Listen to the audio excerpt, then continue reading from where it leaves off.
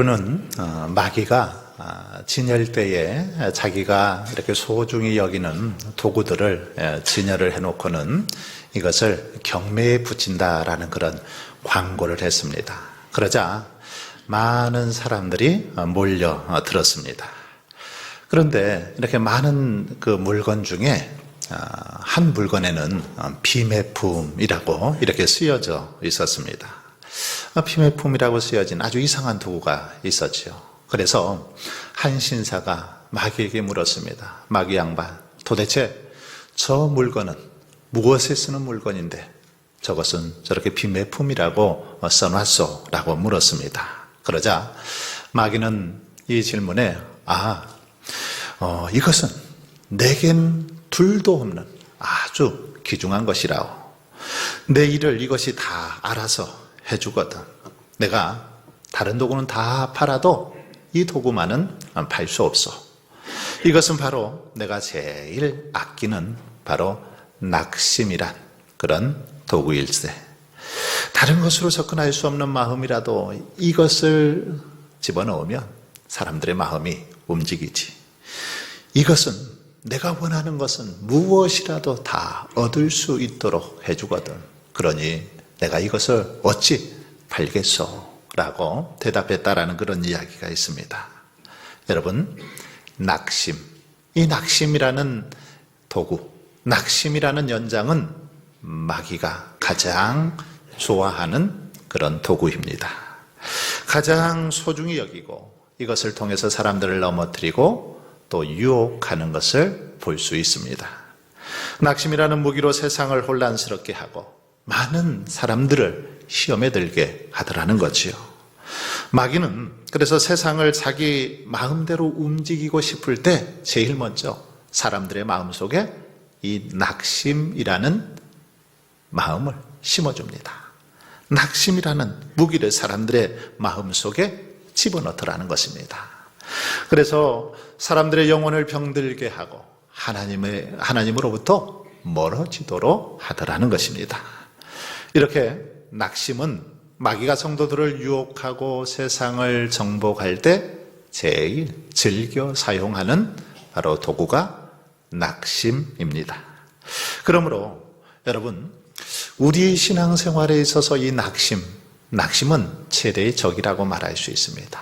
이 낙심은 참으로 무서운 질병이라고 할 수 있습니다. 왜냐하면 낙심이 우리의 마음속에 들어오게 되면 좀처럼 우리가 그 낙심에서 헤어나오지 못하기 때문입니다. 아무리 열정적인 사람이라도 낙심에 빠지게 되면 어떻습니까? 그 신앙이 병들고 무기력해지는 것을 볼 수 있습니다. 그렇게 열심히 있는 사람이, 그렇게 뜨거운 믿음을 가졌던 사람이 낙심하게 되니까 병이 들어서 기진맥진하는 그런 모습을 볼 수 있습니다. 열왕기상 19장에 보면 믿음의 사람 이 엘리야가 나오는데 이 엘리야가 낙심이라는 질병에, 이 병에 빠져 있는 것을 볼 수 있습니다. 엘리야가 어떤 사람이었습니까? 그는 갈멜산에서 바알과 아세라 선지자 850명과 싸워서 당당히 싸워서 이겼던 사람, 바로 그가 엘리야이죠. 하나님의 놀라운 능력을 몸소 경험했던 사람 엘리야입니다. 기도로 3년 6개월 동안 비가 내리지 않게 하고 또 그가 기도할 때 비가 내리게도 했던 사람 엘리야입니다. 사르밧 과부의 양식이 떨어지지 않게 하고 그의 죽은 아들을 살려내기도 했던 선지자 엘리야이죠. 그런데 그런 그가 이세벨이 자기를 죽이겠다라는 위협 앞에서 낙심에 빠지게 됩니다. 그래서 이렇게 아주 담대하고 용감하던 그의 모습은 온데간데 없이 다 사라져버리고 아주 한없이 초라하고 연약한 모습으로 풀이 죽어있는 그런 모습을 볼 수 있습니다. 그래서 그는 한 로뎀나무 아래에 앉아서 여호와여, 넉넉하오니 지금 내 생명을 거두시옵소서. 나는 내 조상들보다 낫지 못하니이다 하면서 죽기를 그렇게 원하는 그런 모습을 볼 수 있습니다. 얼마 전까지만 해도 그렇게 용감하고 담대했던 그가 낙심에 빠지니까 낙심하고 나니까 여호와여 넉넉하오니 지금 내 생명을 거두시옵소서. 나는 내 조상들보다 낫지 못하니이다라고 절규하고 자포자기하는 인생으로 바뀌더라는 것입니다. 낙심에 빠지고 나니까 이런 인생으로 바뀌더라는 것이죠. 지금 내 생명을 거두시옵소서. 낙심한 자들의 특징이기도 하죠. 지금 내 생명을 거두시옵소서. 낙심한 사람들은 이렇게 살아가느니 죽는 게 낫다 생각하고는 지금 내 생명을 거두어 달라고 엘리야처럼 그렇게 하는 모습들을 많이 볼 수 있습니다. 그래서 대부분 낙심에 빠진 사람들을 보면 내가 이렇게 사느니 뭐들나 살아. 무슨 낙이 있다고 살겠어 하고 자살을 생각하고 죽기를 생각합니다. 그래서 어서 죽여달라고 하는 것입니다. 또한 낙심에 빠지니까 엘리야는 내 조상들보다 낫지 못하니이다 라고 그렇게 자신을 조상들과 비교하고 있는 것을 볼 수 있습니다. 낙심에 빠진 사람들, 자신의 장점, 자신의 능력을 보지 못하더라는 것이죠. 그래서 자꾸 남들과 비교하면서 자기에게 없는 것들만 생각하면서 더 절망하고 더 시리에 빠지는 것을 볼 수 있습니다. 저 사람은 돈도 많고 재능도 많고 가문도 좋고 학벌도 좋은데 나는 뭐라? 나는 아무것도 할 수 있는 게 없네. 왜 내 집안은 이 꼴이야? 하면서 자꾸 남과 비교하면서 더 절망하고 낙심하더라는 겁니다. 그러면서 이렇게 사느니 차라리 죽는 게 낫겠다. 이게 낙심한 사람들의 모습이더라는 것입니다. 이렇게 낙심은 자꾸 남하고 비교하게 하고 자기를 비하시키고 열등감을 갖게 하더라는 겁니다. 꿈을 포기하게 만들고 절망하게 합니다. 낙심은 용기와 희망을 다 잃게 합니다. 이 낙심을 우리가 낭망이라고도 하죠. 이 낭망이라는 말이 무슨 말입니까? 소망이 떨어졌다라는 말이죠. 낭망, 소망, 더 이상 소망할 것이 없다라는 그런 의미 아닙니까? 또 낙심을 낙담이라고도 합니다. 낙담. 무슨 말입니까? 담력을 잃어버린 상태. 이게 낙담입니다. 더 이상 소망이 없고 더 이상 일어설 담력이 없는 상태. 낙심, 낙담의 모습입니다. 여러분, 우리는 이런 낙심이라는 적을 물리쳐야 합니다. 이겨내야 합니다. 정복해야 하지요. 우리 주님은 성도들이 이 낙심에 빠지지 않기를 간절히 원하셨습니다. 그래서 성경에 보면 많은 곳에서 하나님께서는 우리 주님은 우리들을 향해서 낙심하지 말라 강조하고 있는 것을 볼 수 있습니다. 이사야 7장에 보시면 아람과 이스라엘이 이렇게 연합군을 결성해서 유다를 쳐들어오죠. 이때 하나님께서는 유다왕 아하스에게 그렇게 말합니다. 그들은 연기 나는 두 부직갱이 그루터기에 불과하다. 연기 나는 그럼 뭐 부직갱이에 불과하다. 그러니 그들 두려워하지 말고 낙심하지 말아라. 그렇게 권면하고 있는 걸 볼 수 있습니다.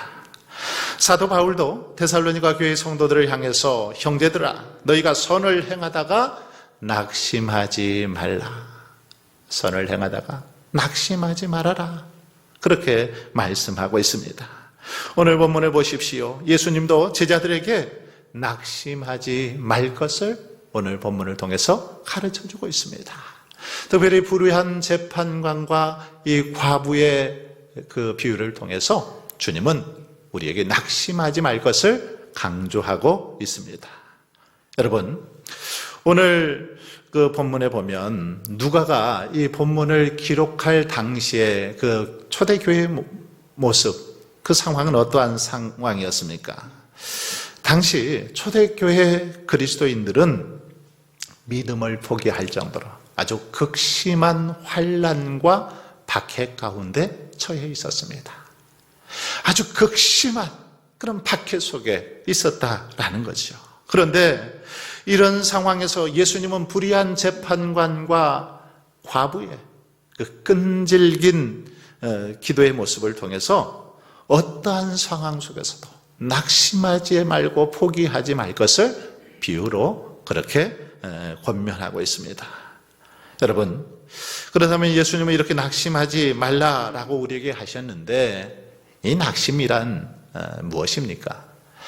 사전의 정의를 보면 낙심이란 바라던 일이 이루어지지 아니하여 맥이 풀리고 마음이 상함, 이런 의미를 가지고 있습니다. 바라던 일이 이루어지지 않아서 맥이 풀렸습니다. 맥이 풀리고 그리고 마음이 상한 그 상태, 이게 낙심이라는 것입니다. 기진맥진한 그런 상태이지요. 본문에 이 낙심하다라는 원어도 보면 이 원어의 뜻도 모든 기력이 다하여 피곤하고 지친 상태, 이것을 낙심이라고 말하고 있습니다. 모든 기력이 다 해서 피곤하고 지쳐있는 상태가 낙심이라는 거죠. 즉 신앙의 기력이 다 소진된 상태가 낙심의 상태입니다. 그래서 낙심하게 되면 믿음의 기력을 다 잃어서 사탄이 우리를 향해 쳐들어와도 맞서 싸울 힘이 없습니다. 대응할 힘이 없습니다. 기진맥진하고 무기력해서 대응을 하지 못합니다. 기도해야 되는데 기도할 힘이 없습니다.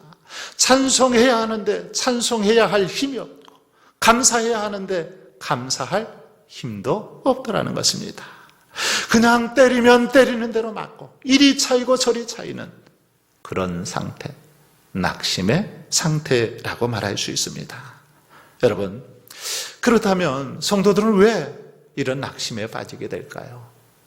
낙심에 빠지는 원인 무엇 때문입니까? 첫 번째는 바로 죄 때문임을 볼 수 있습니다. 죄가 우리 가운데 들어오게 되면, 죄를 범하게 되면 성도들은 낙심에 빠지더라는 것입니다. 우리들 죄를 범하면 사탄은 우리를 향해서 뭐라고 말합니까? 너는 이제 하나님께 버림받은 존재야. 너는 곧 징계를 받을 거야. 천벌을 받을 거야. 너는 더 이상 이제 가능성이 없어. 불가능해. 하면서 사탄이 계속 속삭입니다. 너는 이제 하나님이 버렸어. 더 이상 가망이 없어. 계속해서 속삭이죠. 그러다 보면 어떻게 될까요? 낙심하게 되는 것입니다. 사탄의 이 소리를 계속해서 듣다 보면 절망하게 될 수밖에 없습니다.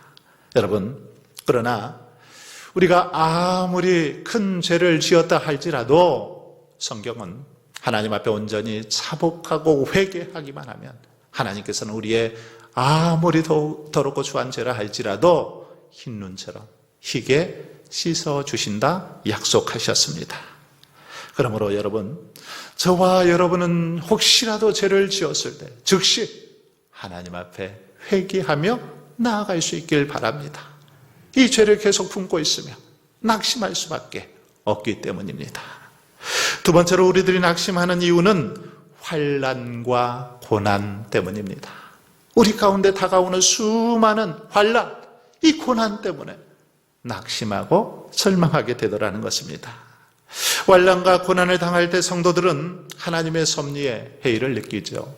하나님이 살아계시다면, 하나님이 도와주신다면 어찌 이럴 수가 있어?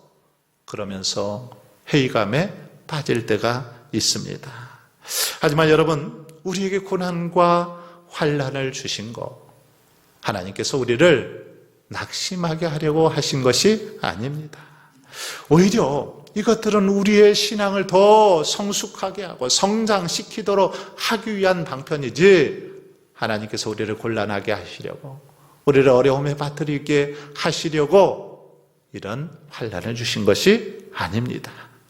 하나님은 성도들이 감당치 못할 고난 허락치 않으십니다. 또한 고난의 시기도 그렇게 길지 않도록 배려하시는 분임을 볼 수 있습니다. 그러므로 저와 여러분은 고난당할 때 낙심하기보다는 이 고난을 통해서 이 아픔의 시간들을 통해서 하나님께서 우리를 어떻게 축복해 주시고 인도해 주실까를 생각하면서 오히려 감사하며 그것을 이겨나갈 수 있기를 바랍니다. 바로 그럴 때 우리는 낙심하지 않는 것입니다.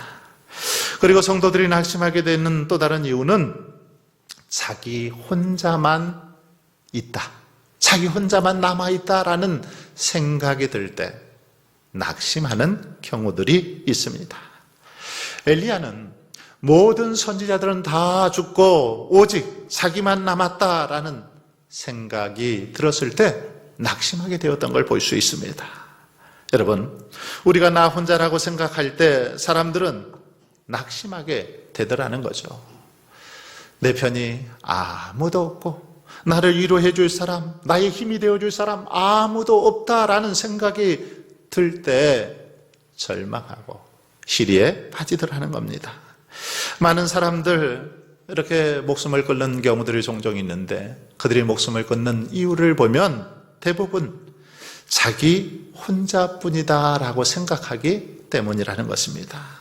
자신이 지금 어려움을 겪고 있는데, 힘들어하고 있는데 누구 하나 자기 마음을 알아주고 이해해주고 자기를 격려해줄 사람이 아무도 없다. 내 부모도 나를 알아주지 못하고 내 친구도 선생님도 나를 누구도 알아주지 않는다. 오직 나뿐이다 라고 생각할 때 크게 낙심해서 자살하는 경우들이 많이 있더라는 것입니다. 그러기에 여러분, 우리가 낙심하지 않는 방법 간단합니다. 그것은 나는 혼자가 아니다라는 사실을 기억하는 것입니다. 인식하는 것입니다. 나는 절대로 혼자가 아니다. 내 곁에는 사랑하는 가족이 있고 내 친구들이 있고 내 이웃들이 있다. 나를 위해서 기도해주는 사랑하는 교인들이 있다. 이 사실을 기억할 때 낙심하지 않더라는 것입니다. 무엇보다 전지전능하신 하나님, 만왕의 왕이신 하나님께서 나와 늘 함께 하신다. 하나님께서 낮에나 밤에나 우리가 물 가운데로 지나든지 불 가운데 지나든지 늘 우리와 함께 하셔서 우리를 도우신다라는 사실을 기억할 때 우리는 낙심하지 않는 것입니다. 그래서 하나님은 낙심에 빠진 엘리야를 치료하실 때 엘리야에게 계속해서 무엇을 가르쳐 주십니까? 하나님이 너와 함께한다. 전능하신 하나님, 그 하나님이 너와 지금 함께하고 있다라는 사실을 엘리야에게 계속해서 가르쳐 줍니다. 전사를 보내서 떡과 물을 주면서 하나님이 함께하심을 보여줍니다.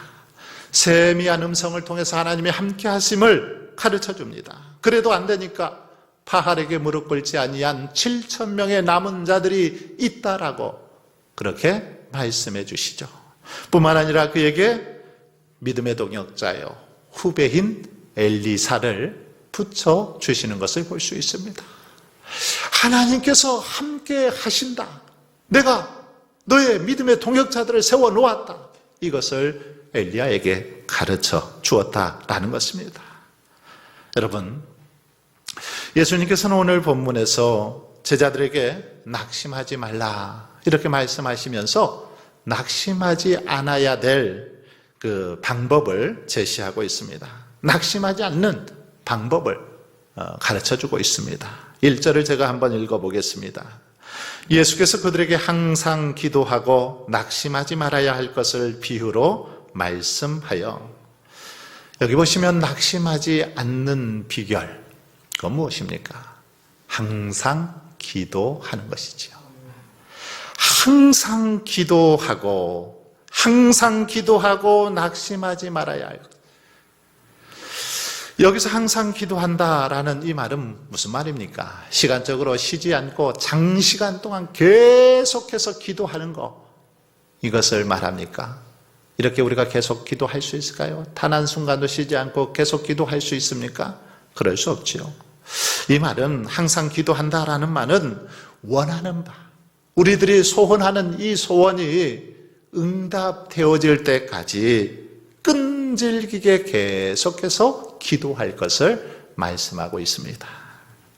과부가 불의한 재판관을 찾아가서 원한을 풀어달라고 끈질기게 애원했던 것처럼 그렇게 우리들도 하나님 앞에서 끈질기게 계속해서 기도하라는 것입니다. 포기하지 않고 응답이 되어질 때까지, 하나님께서 역사하실 때까지 계속해서 기도하라는 것입니다. 그렇습니다. 기도는 모든 정말 낙심을 물리치고 그것을 믿음으로 극복할 수 있는 최고의 방법, 바로 기도입니다. 기도. 이 기도는 우리가 이 땅에서 낙심하지 않고 살아갈 수 있도록 하나님께서 허락하신 최고의 무기요 선물이 바로 기도입니다. 영국의 어느 마을에서 한 노인을 전도하기 위해서 그 교회망 성도들이 열심히 전도했습니다. 사람들마다, 교인들마다 시간이 나면 찾아가서 그 노인에게 전도했습니다. 그런데 이 노인이 얼마나 강팍하든지 믿지를 않는 것입니다. 그 교회에 부임했던 목사님도 찾아가서 열심히 전도했습니다. 함께 예수 믿고 신앙생활합시다. 그렇게 전도했습니다. 그런데도 이 노인이 교회 나오질 않는 것입니다. 그런데 어느 날 그렇게 이 완고했던 노인이 교회에 직접 찾아오신 겁니다. 나온 겁니다. 깜짝 놀랐죠. 특별히 이 목사님은 너무너무 막 기분이 좋고 어깨가 으쓱했습니다. 왜냐하면 다른 사람은 다 못했는데 자신이 찾아가서 전도했더니 저 노인이 나왔구나, 이렇게 생각하고 막 어깨가 으쓱했죠. 자, 이 노인이 이제 신앙생활을 하다가 어느 날 그렇게 고백을 하는 것입니다.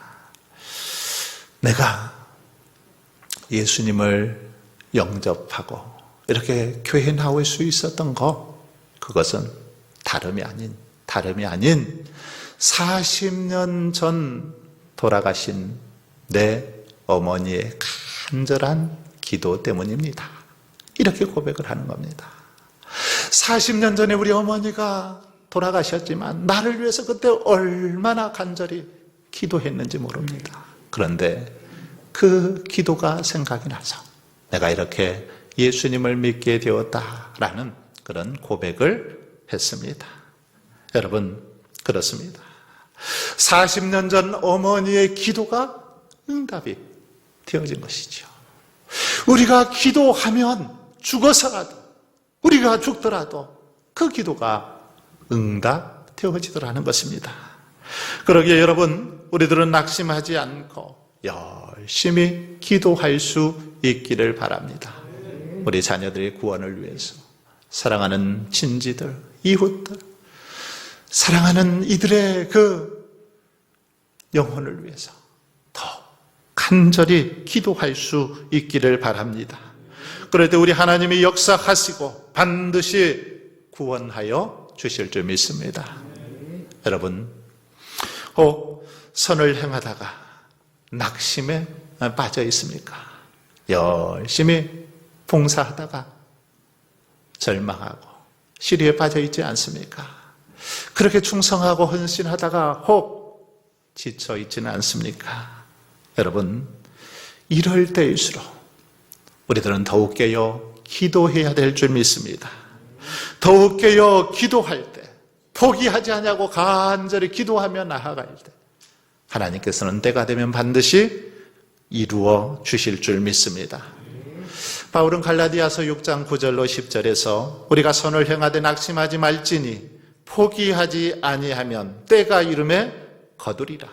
그러므로 우리는 기회 있는 대로 모든 이에게 착한 일을 하되 더욱 믿음의 가정들에게 할지니라. 그렇게 권면했습니다. 이태리가 낳은 천재, 이 바이올리니스트 파가니니가 있죠. 이 파가니니가 어느 날 연주회를 했습니다. 이렇게 연주를 쭉 하고 있는데 갑자기 연주를 하다가 이 바이올린 줄 하나가 뚝 하고 끊어졌습니다.